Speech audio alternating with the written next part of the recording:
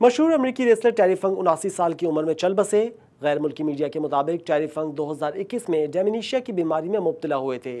टेरी फंक के wrestling career पर नजर डालेंगे इस रिपोर्ट में।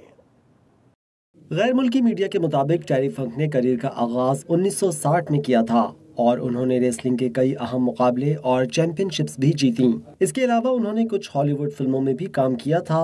अमेरिकी रेसलर टेरी फंक अपने वक्त के मशहूर रेसलिंग स्टार थे जिन्होंने 1980 की दहाई में बेपनाह मकबूलियत हासिल की। अपने 50 साल करियर में उन्होंने लड़ाई का मुनफरिद अंदाज अपनाया। वो अपने जारहाना अंदाज के लिए जाने जाते थे। लड़ाई के लिए वो देसी साख्ता हथियारों का इस्तेमाल करते थे, जैसे रिंग के पास मौजूद कुर्सियां, सीढ़ियां, ट्रैश कैन और बेसबॉल बैट। WWE ने उनके इंतकाल पर दुख का इजहार किया। WWE ने कहा, दुनिया भर में मद्दाहों और साथियों की जानिब से उन्हें एक बड़े दिल वाले और सख्त हरीफ रेसलर के तौर पर जाना जाता है। फंक को रेसलिंग रिंग में कदम रखने वाले मुश्किल तरीन हरीफों में से एक के तौर पर याद रखा जाएगा।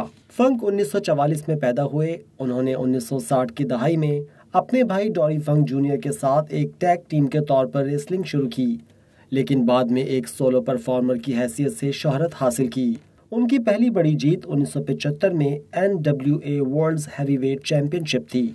उन्होंने 1985 में अपने भाई के साथ जोड़ी बनाकर WWE के लिए रेसलिंग प्रमोशन मुकाबला किया और ये जोड़ी दी फंक्स के नाम से मशहूर हुई। फंक की नेचर बॉय रिक फ्लेयर के साथ दुश्मनी खास तौर पर मकबूल थी। WWE ने यह भी कहा कि 1989 में उनका वर्ल्ड चैंपियनशिप रेसलिंग मैच में जो झगड़ा हुआ था वो भी एक यादगार के तौर पर शायकीन के दिल में जिंदा है। फंक पूरी दुनिया में मकबूल थे, खास तौर पर जापान में, जहां वो अपने भाई डोरी के साथ all Japan pro wrestling legends में शुमार किए जाते हैं। उन्होंने 60 साल की उम्र में सन 2000 में यूनाइटेड स्टेट्स चैंपियन और WCW में हार्डकोर टाइटल जीता था। उनका आखिरी मैच 2006 में WWE के तैयार करदा ECW one night stand event में था।